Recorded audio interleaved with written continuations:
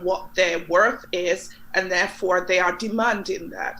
I agree with everything that Yao said in relation to the fact that change is not going to be coming to us from outside. The very people that we want to see changes come from don't need to change in their eyes. They've got what they need. They've got the lifestyle they want. They're treated, and we all treat in the Caribbean. Not only do we treat white people with the reverence, we treat a level of the color complexion. So there is this status. There is this thing that if you are dark, then you're the lower of the rung. And as the fairer you get, then, so when you are white, you're the epitome of what is considered to be the superior person. So therefore, and also I think that it's difficult for us to expect change from people unless they recognize why the change is required. Because if you genuinely have no concept of the privilege that is that you get, and privilege isn't about wealth, it's about the knowledge that I never ever have to think about the color of my skin hindering me.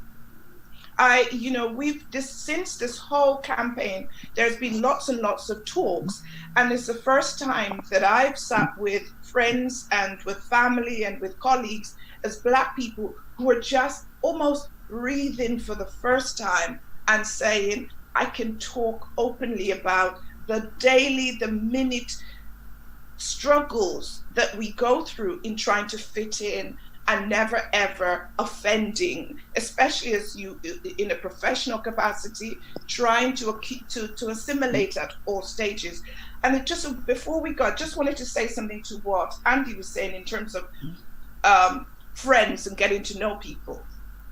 Maybe this is a Black feeling, or maybe this is something that Black people think, but we always think about how our behavior impact on our community as a whole, irrespective of individual. So we always assume that when a white person is friend with a Black person, they judge that Black person. So they're not necessarily going to change their views on the race of people. They are judging that individual and whether they like that individual or whether that individual fits the what they want. As Black people, we are conscious, or at least we think our behavior impacts on our entire community. And when I say community, I mean Black of African heritage. I don't care which part of the diaspora we're in. I'm talking about us as Black people, that we're conscious that we have to put out an image that does not impact negatively on our Black community.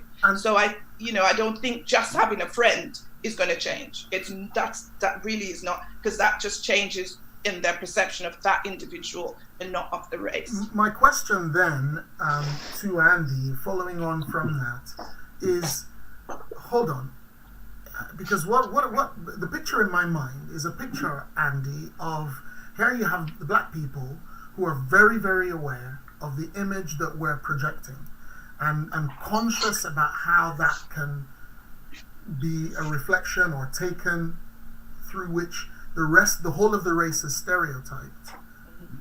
But isn't that the same thing as you feeling like you have to walk on eggshells, particularly around people of color, around Black people? You're not allowed to talk about race. You can't laugh at those jokes. I mean, what's that like for you? What's your perspective on that? Well, the more you kind of put into a box, the more you kind of feel the restraints of that box, and so just kind of a widen the debate. I don't understand, and I'm happy to be educated here, why you feel you have to represent the whole of kind of. I don't understand that connection, because it's like, well, there's nearly 7 billion people on the planet that they come in all shapes and sizes. Some are really kind of difficult people to get on with. Some of them are actually the salt of the earth, and it doesn't. So for me, having you're all saying it, so I'm kind of this is an eye opener for me. But I don't understand why you feel you have to represent the whole of kind of your particular community. For me, it's just like, well, I know kind of loads of different people, and they are who they are, and I don't think I personally don't think, well, because that's a person I don't particularly want to go with, it's because of their background or their kind of a race or things like that. I just think, well, that's just a person I don't particularly get on with, and so I wasn't trying to be flippant by saying let's have a black friend. What I was actually saying is, what I was trying to say is the more people interconnect, and actually, by isolating from each other, by having actually the barriers in our own minds. Well, I can't speak to this person because of that, or I can't speak to that person as that. Then the more those barriers actually exist in reality, So yeah, sorry if I kind of gave that impression, but I was saying there's more kind of more activities where we kind of get away from the walls that exist in our own minds and say, well, actually, it's just another human being, and I either get on with them or I don't. But that's kind of the whole of humanity in my experience, you know. I don't know if that's answered the question. Let's look at that for a moment. Yao, you know, Andy was saying, you know, why are you representing the whole race? You know, I mean, I think it's not because we want to represent the whole race, but we are made the token. So as somebody who has often been the only black person in my class, they turn to you, so what's the black opinion? What's the black perspective? And people think that they are being progressive by doing that. Oh, we want to hear what the black person thinks. They're not asking what Yao thinks. They're asking me to give my black perspective. And so rather like we're asking Andy to give his white perspective. In many ways, yeah. So I think black people, you know, and I mean, I had the privilege of growing up in many different places. My experience of my identity has changed depending on where I am. So I am a light-skinned black man. In Ghana, that comes with certain advantages. I won't lie. And people, although people view me as other, till I open my mouth to speak and I speak a Ghanaian language, people assume that I am actually not from Ghana. My wife is black, but she's Kenyan. When we go to a restaurant, they talk to her like she's the local, till they realize she doesn't speak the language, and it blows their mind that the light-skinned dude actually is the Ghanaian. So we play this game all the time where I don't open my mouth for a while, and then we just. But I think it points out how, so growing up as a young boy, I was teased because I was light-skinned. I was bullied because I was different. But at the same time, all the kids at the back of their mind, they did that because they felt I was superior, so they were trying to bring me down. So I was the little white. I'm called white, so I was called white growing up. I was teased that I was white. I was teased as if I was white-skinned growing up in Ghana. Then I go to America, and all of a sudden I'm black. I'm Barack Obama, and you're black, right? So now I'm black, and so I'm lumped together with another other, which is a minority black. But then I'm African. So then there was this tension between an African and an African American. And I, going to America, I thought those would be my best friends, right? Those are people we're going to struggle together. But you find that actually you're coming from a completely different place. I haven't been followed around. Now I have, but at the time I've never been followed around in the shop. I'm not afraid of getting stopped by the police, right? I don't have to keep my hands in view. That is something I was told. Like when you go to America as a black person, make sure your hands are in view when the police stop you. So if you have grown up in that and you have had to deal with that, there's a certain amount of anger and irritation that has built up in you that an African who's coming to America for college, probably from a relatively privileged background because their parents can afford to send them to America for college, we are more, to put this bluntly, we are more like middle-class white people than we are like, than African Americans. So there were times when actually there was significant friction between the African students and the African American students because we come from two completely different worlds. But another thing is that the way we view Africa. So you cannot talk about black or Caribbean without talking about Africa, in my opinion. Yeah. And I think, unfortunately, all of this stems from the view that Africa as a continent is inferior. And so when I come as an African, growing up in Africa, from a good family, and I grew up in a certain amount of privilege in Ghana. Now I come to America, my view of Africa, and my Nigerian classmates were similar. We have a very proud view of Africa. We know Africa has its problems, but we are extremely proud and extremely defensive if anyone is disparaging about Africa. Now, African Americans have grown up without that background. They don't know about Africa the way we do. All they see is what they see on CNN. So in terms of their literacy of Africa, they're as bad as any other American, or it could be any other British person, right? And that, I think, core to your identity as a Black person is the African continent. But if you look at the African continent as something to be embarrassed about versus something to be proud of, it changes your self-worth. And so I think when Shola is talking about how then we can start with ourselves, it starts off with that inferiority complex. Now I see it even, I am not trying to get on young people in America or the UK who are Black but have not been to Africa. I see it in my own students in Ghana, where they have this inferiority complex. They think I'm not as good as, or even if I get my PhD, I'll never be as good as these people who come from Europe or come from America, these scientists who come with PhDs from all these other places. So I am constantly having to strip away that insecurity to try to get them to see that, look, they look at me, unfortunately, because I'm light-skinned, they look at me and they're like, yeah, you're really eloquent, but you're half white. So they attribute my success. They attribute my success. Like, you don't understand us. You're white. And that's from your mum's side. You got that, my mom's side, exactly. But my dad was one of the most brilliant academics Ghana has produced. My mom would tell you, my mom is a brilliant academic herself, but some of my best traits are clear reflections of my father, who is Ghanaian. But so even within Africa, we have this colonial, post-colonial mindset where it has been drilled into us that we are less than the other. And so we have to, it's not just a problem of people in America or people in the UK. It is a problem even on the continent, where we have, even though we are proud, so even though we are so proud of Africa, deep down, we think we're not quite good enough. And until we can overcome that, and until we can no longer be, I call it complicit in our own colonization, till we are willing to reject that narrative and say that, we are just as good as the next person, and with hard work and by God's grace, we can achieve even greater things than those before us.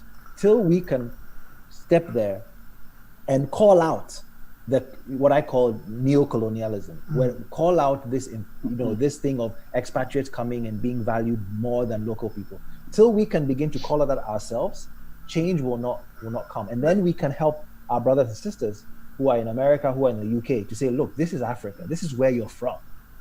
Even if they don't accept you there, this is the proud heritage that you have. You see, now I know I'm jumping in. I want to address that. I want to just focus on that for a moment, because there was a video that I saw following the death of George Floyd, and in a moment I do want us to spend a very, very brief moment just talking about what happened, and again, I have not seen the video. I've been criticized for not watching it, but I don't need to play it. You can't unsee a person dying. So following the death of George Floyd, there were protests taking place worldwide, particularly in the US, where it turned violent and it was looting, there were deaths and all sorts of unnecessary other things that happen when people get disgruntled. We're people anyway. Then you lock us up for 4 months because of COVID-19. And then, people get disgruntled about something. There's something they can believe in. They're just going to explode. And that happened. Okay. I'm not minimizing or diminishing the import of violence and all of that stuff, but it happened. But there was one particular video that caught my attention. It is this lady speaking in what I determine to be an African accent. and she is effectively saying, "Oh, what's wrong with all these Americans? You know, why are they protesting? What's the problem? Yeah. You know, they're all lazy. Just go back to work. Oh, one man died. What's the big deal? You know, go back to work. Why are you doing this? You know, what's the point of the protests?" How do we respond to that, Evadne? How do we, you know, what do we say about that? Yeah. So on one hand, we've got the Africans saying, "But you're African, understand your heritage." But on the other hand, there are people saying, you know, I mean, it's like me saying to you, Evadne, "Come on, Evadne, you're Nigerian. You know, don't worry about all of this. It doesn't matter. You know, we give you a nice Nigerian name, Oluwaluba Michelle, you know, and you'll be fine. You know." No, that's actually a very nice name, and any Nigerian listening will tell you it's got a nice meaning. You know, Oluwaluba Michelle, you know, will be your name going forward. And don't worry about all of this. It doesn't matter. You know, who cares about the Windrush? You're African. What do you say to that, Evadne? It's a difficult one to ask me because I feel I already accept that my African heritage, for me, that's who I am. I can trace my family back 6 generations to Jamaica, but I know from somewhere further than that, they came from Africa. I don't know where, but I know they came from West Africa. So for me... From Nigeria. I think I'm from Ghana, actually. But, you know, we're not going to go there. Of course. But, you know, I think I do recall the video with the African lady in America. And I think actually that's quite interesting because that's part of her confidence in who she is that makes her feel like, well, if you're confident, if you're African, what do you care what they think? What do you care what they do? But I think that's missing the bigger picture. Yeah. That's missing what the real issues around, like you, I have not seen George Floyd's video. I do not wish to see it. That does not take away from me understanding the impact of what happened and the inhumanity of what happened. So I don't need to watch a man dying for me to understand that that is wrong in every sense of the word and it's inhumane. So I just think that telling people to be proud of their African heritage, especially African Americans, I think even as Caribbeans, we're a little bit more accepting of our African roots more than African Americans. So I think that it just, thankfully, it didn't really go anywhere. But what she was trying to do really meant that she did not understand the bigger picture of what was going on. I really think we're in an absolutely monumental period. I really pray and believe that this movement, this time, really feels very much more like the civil rights movement, that there will be a change. It's a long process, and I think we have to accept that nothing's going to happen overnight, and no amount of rioting is going to make it happen overnight. And my thing that I've been saying consistently is that we need not to lose focus of what this is all about, or why we're seeking change, or what are the changes that we're seeking in terms of us as everyone feeling equal. And before we go, I just wanted to say, Andy, my maiden name is Black, so I'm Evadne Black.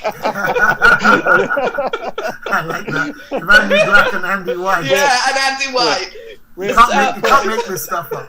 We're the perfect panelists. So, Yao, you wanted to say something. You wanted to jump in there.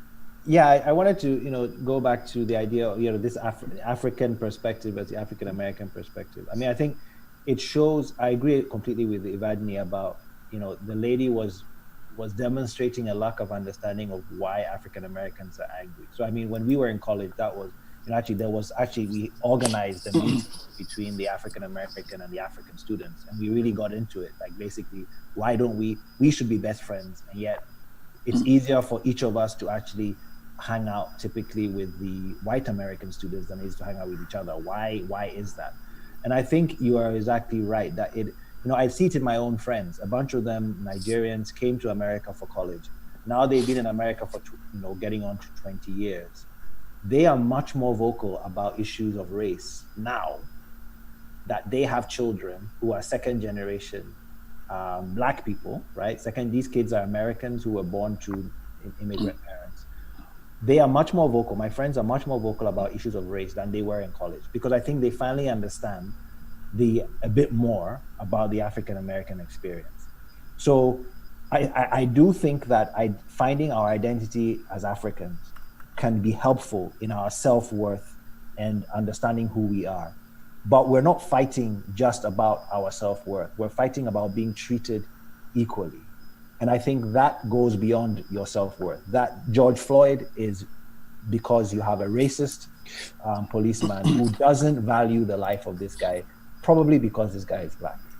And so when we fight against it, when we argue, it is 400 years of slavery and the the segregation and all of that experience that as somebody growing in Africa, I don't experience. But all of that coming in to color how an African American views race relations in America, and then an African person who hasn't had to deal with that. So I do think that I agree with you entirely. The real issue is this lack of equality that you have to deal with when you're living in societies where you are the minority. So if you're Black in Europe or in North America, and I think we can address it partly by knowing who we are and being proud. I think that is important because that allows us to stand up for ourselves.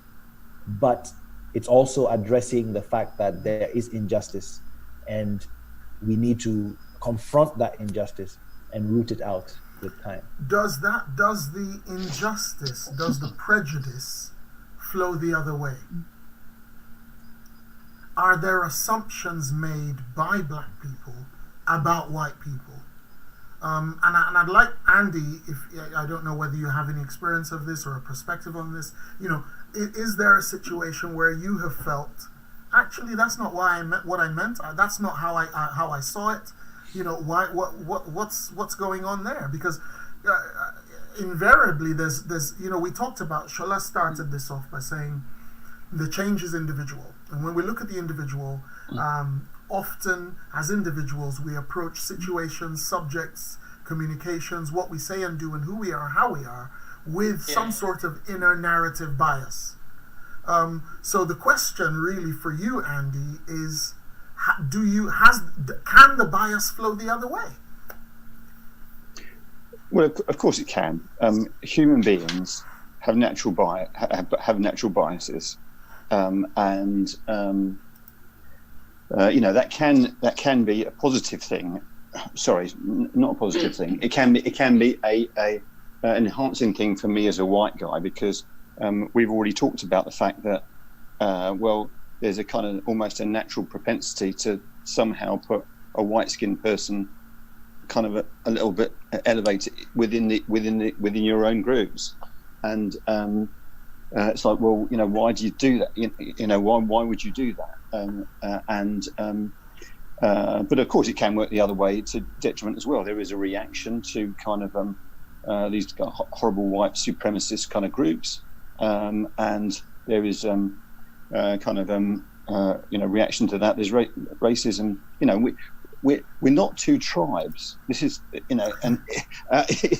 so it's like we want to keep talking about, well, I represent the white tribe and you represent the Black tribe, and the reality is humanity is full of its own kind of biases, and we like to kind of associate with kind of people that we're comfortable with. Sometimes that means we actually demonize other groups of kind of in order to be more comfortable with our own selves, but that's actually just a human trait. So are Black people as capable of being prejudiced as white? Well, of course they are. They're just humans. Everyone's capable of kind of being small-minded or open-minded. Have I kind of really experienced anything? very little is the truth. I'd be trying to kind of manufacture some story. I have no story similar to the one that you got, Pastor, where you came into a kind of a white small village, and you were seen as kind of the outsider kind of thing. I've got nothing like that. But of course, at work I'm doing. We're meant to be starting some unconscious bias training, and the premise is that everybody is biased, depending on where you come from, your background, your sex, the age, your kind of what we can do, what the training was, and unfortunately COVID-19 stopped this training, so I don't know where I sit on the spectrum, where my biases are. I'm hoping to find out kind of soon. Part of the benefit of the training is to say, right, this is how kind of where you lean to, your biases are, and by knowing that, you can start to actually not necessarily kind of get rid of them, but just be a little bit more sensitive and aware when you're in a situation kind of like that. But yeah, it isn't a question for me about white versus black. There are many Yao said something a little bit earlier, which says, well, why would people with power give it away? I would say, well, because I understand the injustice, but I'm not quite sure what to do about it. You see, I discovered actually this week. I always said, George Floyd's death at the hands of the 4 police officers, the 4 white police officers, whether that was by what they did or what they didn't do. I always use that phrase, or I have often used that phrase. But I discovered this just in the last few days, that they weren't all white. No, they weren't. No. They were not white. I think 2 were white, I believe. Yeah. And even the guy who's got Oriental heritage has got allegations of police brutality against him. So again, looking at this whole, whether it's, I've said this before, this isn't a linear issue. This isn't a black and white issue. This isn't a one or the other. It's not red pill, blue pill. I think that the issues are broad and deep and quite complex and interwoven in so many ways. The Black Lives Matter movement, for example, there's some stuff that I was reading about what the founders have gone and aligned themselves with, and particularly a lot of people, a lot of believers, a lot of Christians are saying, I don't want a part of this. I don't want to, I don't want to support what they're doing. Shola, how do we respond? How do we respond as Christians? How do we respond to what's going on? What's the Christian perspective? Because as I said, it's not simply about black and white. How do we respond? What's a good approach, a good way to start thinking about this? I think the good way to start thinking about it is just literally going back to the Word of God, where it talks about God creating. God created us, and He created us male and female. He created them. He didn't create anybody separate and say you're meant to be superior to the other person. If you look at another human being as God's creation, and if you value your life, the two fundamental commandments that Christ gives us says, love the Lord your God and love your neighbor as yourself. Those two. If you love yourself and you love your neighbor as yourself, you will not do certain things to your neighbor. If the gentleman who put his knee on George Floyd's neck for 8 minutes and 46 seconds thought of him as this is me on the ground, or this is my child on the ground, that would be a different widow. He will not stay there for 8 minutes and 46 seconds. There's a perspective as a Christian, as believers, as people who love the Lord. If we look at them as human beings, as just simple facts that they are God's creation, we do not then treat them or treat anybody in a manner that's inferior to us, because it says love the Lord your God and love your neighbor as yourself. And the question, who is our neighbor? Anybody standing next to you is your neighbor. Your neighbor is everybody around you is your neighbor.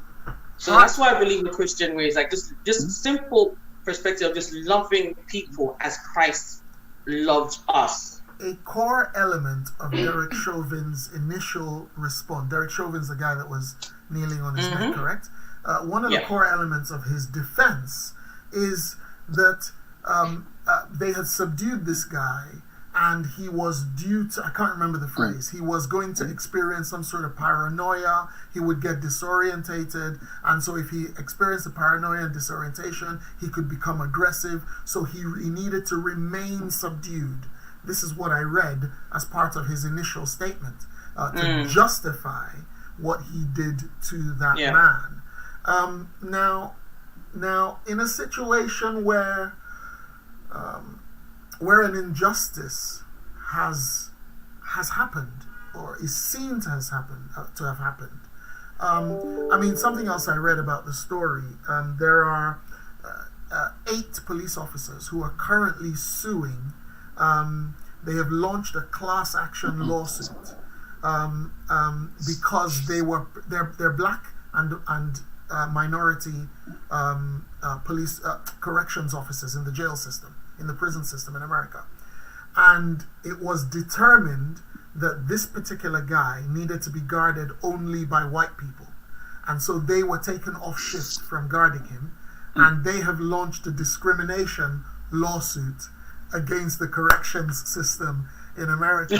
So where do we say an injustice has taken place and something needs to be done, and where do we say these people are just taking the mick? Where's the line?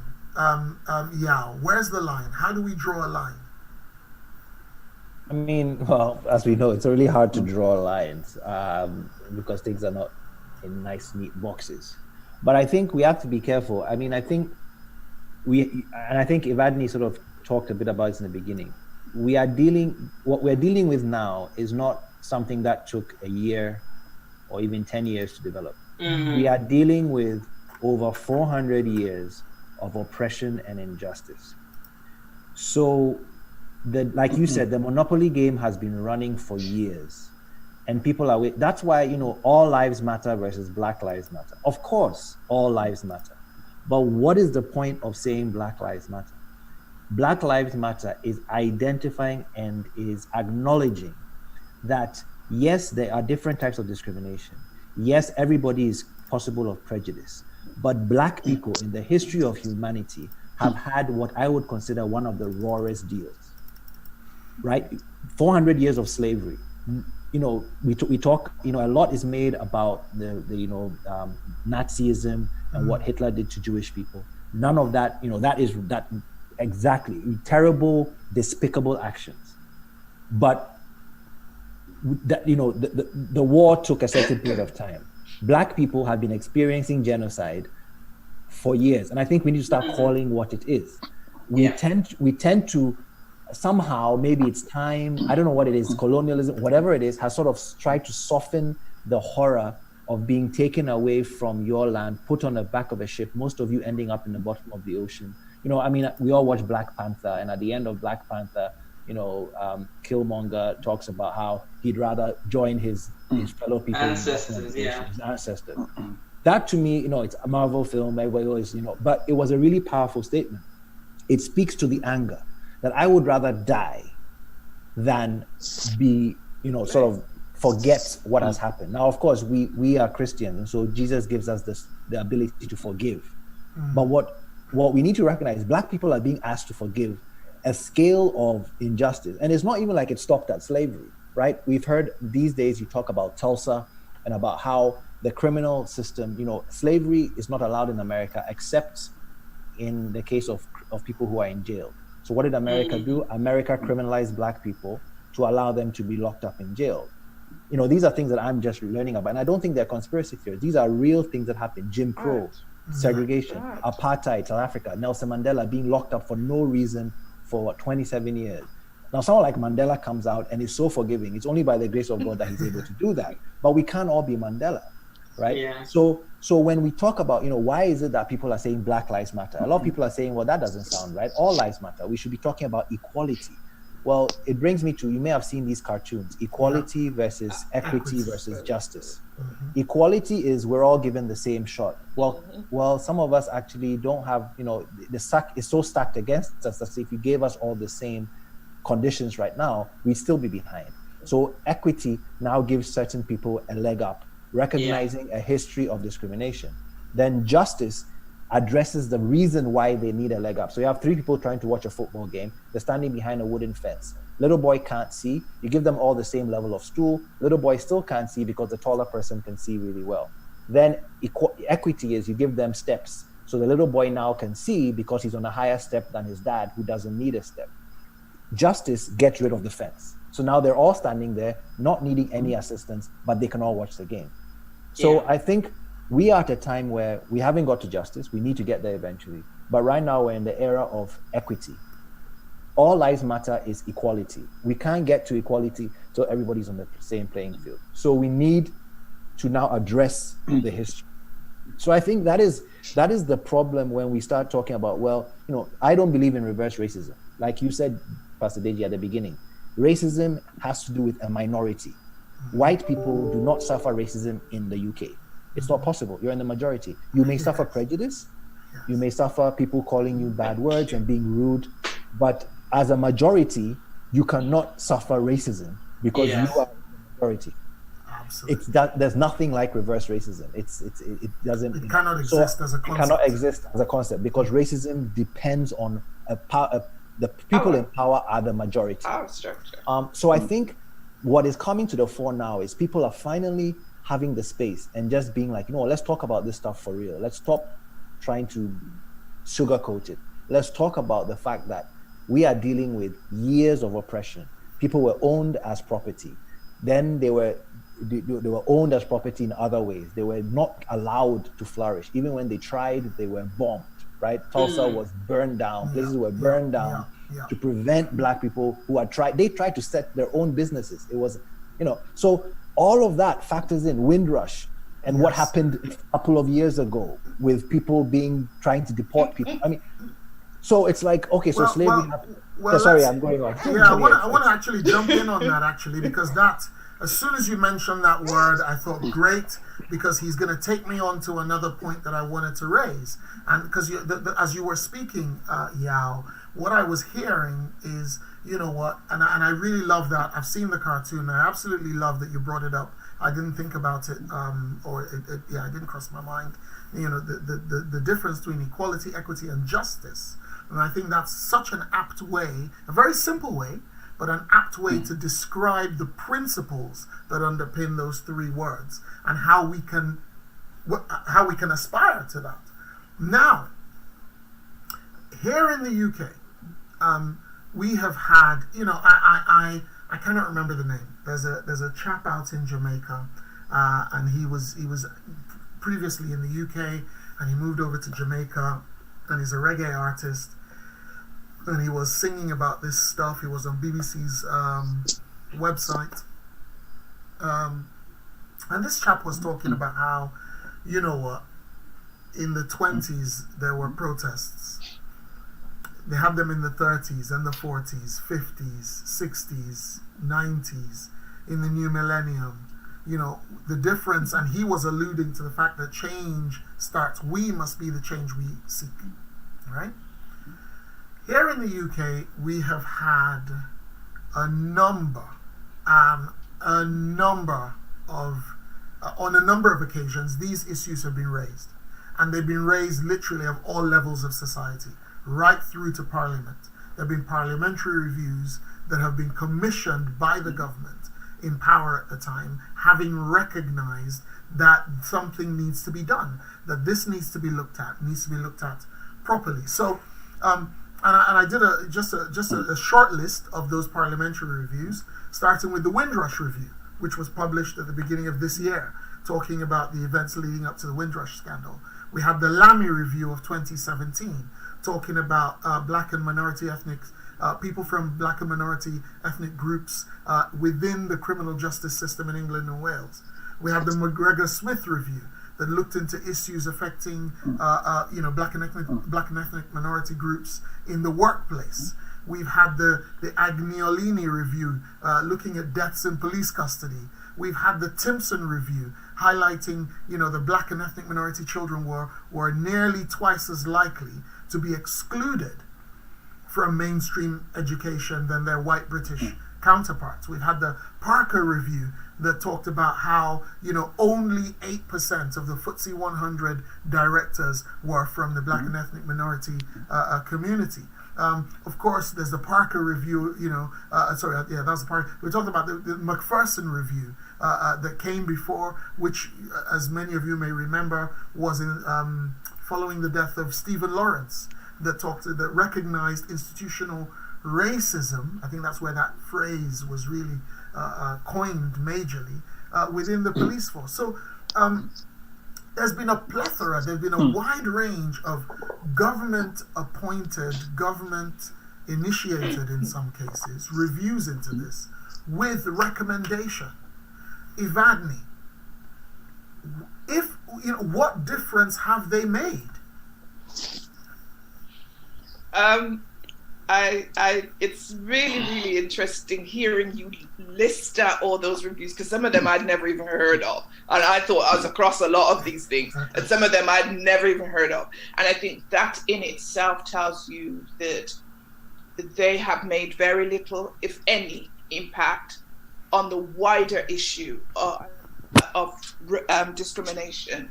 The Stephen Lawrence review, of course, if we can talk about any review, that's probably the one thing that people will always refer back to, because of the fact that it led to a lot of changes in race relations, and because we're now referring to this whole concept of institutional racism. And that, you're right, came from that. So if any of all of those plethora of reviews, that's probably the only one that most people will feel did something in its time. And even that, as you know, there's been a huge pushback on the term institutional racism. And I think it's because people have began to be defensive about the term, as opposed to acknowledging that it means the system needs looking at, and therefore the individuals within the system have behaved in certain ways as a result of what's in place, not necessarily their personal prejudices. And so we, the Windrush, it means a lot to me, obviously. And it's actually, you mentioned the earlier review, the government has literally within the last few weeks or month published another review in the midst of COVID, where it's hidden behind, so most people don't even know it's happened. And people are still out of over 1,200 people who have who are looking for this compensation and who have completed the form. Only 60 has received compensation. Yet we've had people who have died as a result of the treatment through the Windrush scandal. We've had people who've lost their homes, their jobs, their livelihood, everything. And 60 people have been compensated. Reviews are just nonsense. And I think they stop us, they put us down to say, well, okay, we're carrying out a review, so shut up while we do that. Because actually, then you stop us, you want to stop people in their tracks. Is it tokenism? It is tokenism. There's no other way around it. I don't believe these government reviews that then comes out with a document, with a 300-page document, does any good to tackle the core issues that people are talking about, and the inequality that are still abounding. So I want to just on the subject of tokenism, I realize, we've got 15 minutes left. We're almost done. Gosh, it's flown by. Listen, on the subject of tokenism, a lot of you see it in the media, you see it in the press, you see it on TV. A lot of the brands, rather like what happened around COVID. All of a sudden, COVID happened, we went into lockdown, and literally every Tom, Dick, and Harriet, every organization and institution had a slogan that says, "We're with you, stronger together. You are not alone," and the like. A couple of days ago, I received an email from, I don't know, one of these travel websites that says, "Oh, we've missed you." And I'm like, "You miss me? When I didn't get any emails from you while I was in lockdown saying, I hope you and your family are keeping safe. Now you've missed me. Now you know I can bring my pounds back to your business." And we look at people like Nike, Puma, and the like. doing this whole Black Lives Matter. Look what's happened with L'Oreal. L'Oreal had a big old campaign about Black Lives Matter, and then they were taken to task, having fired a black model for posting about racial justice issues. Yeah. She tweeted about racial justice issues. She was fired because it was against company policy. Yeah. You know, even though she was a model, it was against company policy. It was a bad look for them. You know, quite spurious gray areas under which, you know, arguments both ways. You know, I wasn't in court. Let me just say that. So arguments both ways, spurious arguments as far as I'm concerned. She got fired. All of a sudden now they're posting Black Lives Matter, and people launched a Twitter campaign and said, look at you hypocrites. Guess what? They've employed her. They've given her job back, you know, and made her campaign spokesman or spokesperson, sorry, for you know, for black people in L'Oreal. And so thinking about this whole, you know, tokenism and what organizations are doing and all this stuff that's where appropriation, maybe. Okay, thinking about all of that. And going back to the role of the church, where the church comes in. Me as a pastor, as a pastor of a congregation, I think it's really critical for me to ensure that we, and I said it in my sermon a few weeks back, it's important that we can be angered, but not angry. We don't become angry people. When you're angered, it's external, it's about the thing, it has a focus, it has a beginning and an end. You know, hey, listen, you'll protest if you need to, you'll write a letter, you'll petition, like Shola alluded to earlier on, you will vote if you need to, because it's about the situation. When you're angry, it's internal, it becomes you. You know, it's you epitomize that emotion, and it's usually quite unholy, unhelpful, unwholesome. You know, it's just all the uns. But thinking about what's going on in the church, two pastors I want to just mention very briefly. It's in the public domain, and I don't want to do it in a way that's disparaging, but I want to talk about you know, what happened. The first is Gary Clark of Hillsong, who in the light of all the, you know, and that was it hit the news certainly in Christian press and on social media. When everybody was commenting about the George Floyd issue, he was silent. He said nothing. He talked about racism in general, and people took offense and said, why didn't you comment on that? And he issued a big apology. And then the second person that before I call for comment very briefly is a man called Dave Gilpin. Dave Gilpin was one of the, I think he's a founder actually, or certainly the senior pastor of Hope City Church, which is a UK-based church, a mega church, a very, very large church. You know, and he resigned. He had to step down. And the reason he did, I want to read what he said. I have a quote. He said, "I've always had a vision of creating a diverse, multicultural church. Because we were getting, for a period of time, fewer white people attending in Sheffield, I tried to make the church more appealing to what I thought white people wanted." So what he used to do is he would, in the services, he would say, no, I don't want those black leaders to lead. Let's put all the white people up there. On the website, it had to be white people. On the flyers, it had to be white people. Andy, what do you say about that? Okay, there's a few kind of things I just want to. There's a huge amount of tokenism going on. Just alluding to an earlier comment, and kind of corporate tokenism is just a way of kind of selling your product. There's a huge amount of tokenism from government reviews. It seems to be the government. We don't know what to do, so let's do a review. And like other people on the panel, I don't know of a single kind of review that's really kind of made a difference. I had no idea there was nearly as many as you outlined there, Pastor. But what difference have any of the government reviews made? But it's kind of got a politician off the hook. Yes. We're looking into it. We're kind of a review's been published. So we can't say anything until the findings of the review have been done. So there's a huge amount of kind of tokenism on that. The other thing I'd say is that within any kind of church or man-made institution, and okay, we like to think that the church is a God-made institution, which overall it is, but it's consisted of men, fallen men and women, like us, all of us here. There are going to be the same kind of divisions, kind of in those kind of institutions, because we're fallen people. But what we're called to be is, and going back to, I think, Shola's point, saying we are created. We were created in God's image, the Bible is clear. It had its own prejudices. I just want to kind of bring it back. Say, you've put on a new self, which is being renewed in the knowledge, in the image of its creator. Here there is no Greek or Jew, circumcised or uncircumcised, barbarian, Scythian, slave or free, but Christ is all and is in all. So prejudice has existed in different forms, but we do this as human beings, and we're called as Christians to try and put those aside.